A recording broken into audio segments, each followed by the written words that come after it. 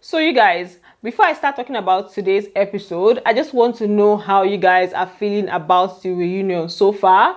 This is day 7, right? This is day 7, and personally, I don't know, I'm not really getting anything per se. It's just that we're revisiting old things, giving people a reason to refight about what they thought about before and everything. I feel like what makes a reunion interesting is when we get to know new information, right? There's basketballs on new information. You guys remember with Katrina sets, we had her talking about her and Praise's situation in details. We got to know about Dorothy and Bright, Dorothy and Bright, and then other sets, different things happened. Sissy sets, we got to hear about what happened between herself, Alex, Toby in the hotel and everything, right? So I don't know, that makes it interesting because it's like, so this happened, right now all we're just getting is they're fighting about what are they even talking about people's parents, children and all whatnot. We're just revisiting those old things, and then people are now fighting online about what they thought about before. So that's literally what's happening. And then the way it has been happening so far, like with the way they jump from one story to another, is just something else. Before the break, or before they go on break, they're talking about one thing. They go on break, they come back, they're talking about something entirely different. And I'm just like, we have not finished this one. How are we in another one? It's all like this reunion. They're just like, since reunion is something we do, let's just do it. That's how it feels. So, having put that out there, let me know what you think about the reunion from your own angle. This is just my own thoughts, let me know what you think. So, for this episode, they started by talking about the Amaka, Chichi, Groovy, Phyna, Bella, Chomzy situation. You guys know that matter that went on for quite some time, and it got so complicated about who said what, who did not say what, how did the story change and all of that. The whole Phyna and Groovy having sex kind of thing, that gist that went around that actually even had a way of influencing Amaka's eviction, right? That particular one, I actually really felt bad for Amaka at the time. So I'm glad that they brought it up right now. So first of all, Chichi was the one that spoke first. She talked about the information Amaka gave her. Right? She said they were just talking about what was going on. Amaka was telling her about liking Giddy Fire, and Amaka wanted to know what was happening with him, being that she heard that he had something to do with Diana. So Amaka was trying to find out what's up, and that's what brought up the other gist that came up in their conversation.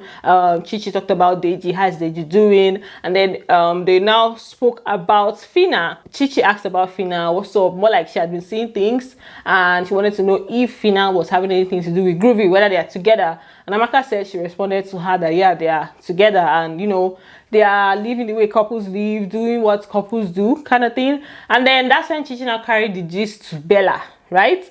And then according to Chichi, she said she told Bella exactly what Amaka told her. That she told her that Phyna and Groovy are together and they're doing what couples do. They do what couples do, right? And then Bella now carried the gist to Chomzy and also told her what Chichi told her. According to Bella, she said that Chichi told her that Groovy and Phyna are having, like, Chichi described everything. According to Bella, that Chichi described the whole thing for her, that she even demonstrated with her hand, showing that okay, they are literally banging already, right? And then that's when she now went to tell Chomzy that, babe, I know you're liking this guy. This guy is already with this person, so more like be careful. She said she didn't expect Chomzy to go tell Groovy, right? And that's how Groovy now carried it back to Phyna, and everything blew up and went back all the way to Amaka, right? It was a very complicated situation, but Amaka was the one that carried the burden on her head at the end of the day, right? So Chichi and Bella, they were just going back and forth to the whole, this is what Chichi told me, this is what Bella told me. And I can remember then that people were just trying to find out who was lying, because that conversation, they did not show us everything. They only showed us when Chichi was gisting Bella, and in that conversation it wasn't everything that Chichi told her. So maybe she told her more and they didn't show us. But in that conversation, I can remember when they were in the parlor, they were in their living room and Chichi was gisting Bella, and you know how they gist, right? So I expected that they will show us the clip, I don't know if they have it. They have people that sees everything. I expected that they will show us the proper thing. Let's now know who was really telling the truth, because that was a big deal. That was a really big deal. So I was thinking that we'll get a clip so that we'll not catch everybody. We'll not catch the person that's lying red-handed, because now we're just taking everybody's word for it, and we still don't know who was telling the truth or who was not telling the truth. But I believe that Amaka did not give Chichi the gist of they were having sex kind of thing. The whole transmission just changed, you know.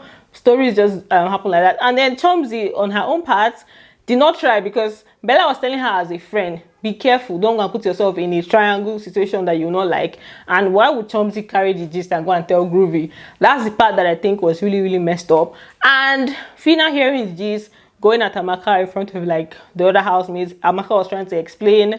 She wasn't ready to listen to her. She was just like going off on her and everything. Amaka even went to the room and cried that day. And then the next day, it was when they did their surprise eviction, and then it was just a very complicated situation, but they didn't go deep into it, so I'm not gonna go deep into it. All I know is that till now we don't really know who was telling the truth, or who changed the story. Who do you guys think changed the story? For me, I feel like it was Bella that added, like, I feel like Chichi added spice when she was telling Bella, and then Bella also added more spice when she was telling Chomzy. So it just kept, the spice just kept adding up. So it's like all of them being guilty of that. So yeah, that's it. Like I said, the story changed after they came back from break. After they came back from break, they were talking about Bbnaija and Amaka. Bbnaija and Amaka again, and then Diana and Rachel was even in the mix. So it was a case of Bbnaija was leading these ladies on. They showed us a clip where Bbnaija was talking to Adekunle about, you know, not really like finding out that this thing that he felt himself and Amaka had, there's nothing really even there, right? So he was just talking about the Amaka and not really being interested in that situation. So they got back. They were now asking how Bbnaija saw it, what he felt, or what he thought about the situation. And then Bbnaija was not like that. He did not handle that whole situation with Amaka and Diana well. He felt like they did not give, it was almost like they were hiding something from Amaka, which they were not, according to him, that himself and Diana at the time did not really have anything. He just did not handle it well, according to him. Now, Ebuka now asked Amaka how she felt, and, you know, she expressed herself. She was really not happy about the situation. She felt like Diana did not tell her that she had anything with Bbnaija. Bbnaija did not tell her that he had anything with Diana. So she went with the information that she was getting from the both of them, and that's why she was still with Bbnaija. It was later on when she now observed after they merged that, okay, these two people, there's something going on between them, and I need to, you know, watch things. And what now really, really broke everything, broke the table, was when Ebuka came to the house, and Ebuka, during one of their live shows, talked about the fact that Bbnaija and Rachel, they were having an emotional moment. So Amaka was like, ha. So it's not only Diana, even Diana was like, ha. So it's not only Amaka, like, this guy is really playing a game, right? So it was just like a no for her, like, okay, this is, I'm not gonna be in this situation again.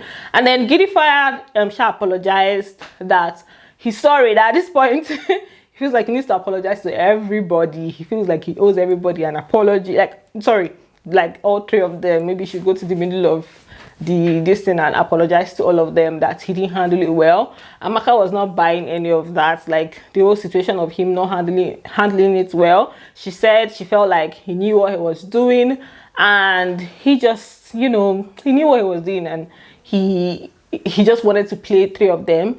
Rachel said he should have been like, he knew his situation and he should have handled it well. So they were not really buying it, but Bbnaija was apologetic, and that's it for that topic.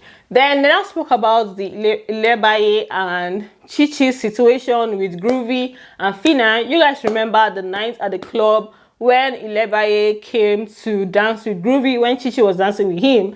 At that time, Chichi liked Groovy, right? So Bbnaija came when they were dancing, and then, you know, chanced Chichi, and Bbnaija was now explaining that, you know, normally in the club, she just likes everybody to have fun. She takes people from dancing with one person to another, and that's kind of like how she operates. And because most of them were up for possible eviction, so she just wanted them to have fun. Chichi did not find it funny at all that day. She felt like it was planned. She felt like Bbnaija came to obstruct her dancing with Groovy. And you guys remember that Bbnaija also went and came back with Phyna. So according to Bbnaija, she said that she didn't really dip it like that. That she just felt like, you know, Phyna likes Groovy. She's on her own. Let me also carry her to dance with Groovy. It's kind of what she does. I actually understand her in a way, because that's actually how she was operating. She would just carry. There's a time she almost caused problem between Bella and Shegs. She carried Bella to go and dance with Dotun or so. She was angry about the fact that Shegs was like, Shegs was being all, you know, protective and stuff. So she wanted to carry her away. That's Bella, right? So she was doing that, which at the point felt like instigation. It was kind of annoying, but it was good spice in a way. But that particular one, Chichi didn't find it funny. She went off on her. It caused a lot of problem. It caused like serious problems between them. That night came out. She was ranting. Bbnaija was ranting. So they just spoke about it, and Chichi said she didn't find it funny that Bbnaija was on her matter. Bbnaija said she didn't mean it. She apologized. Chichi should have accepted. It was just, you know, it wasn't really that serious. So, but yeah, they spoke about it, and that was it. That's basically what they spoke about. I mean, that's basically what they addressed in the reunion tonight. So, I don't know why I'm laughing. That's it for this video. Thanks for watching, and don't forget to give it a thumbs up, and I'm going to see you on the next one. Bye. Love you.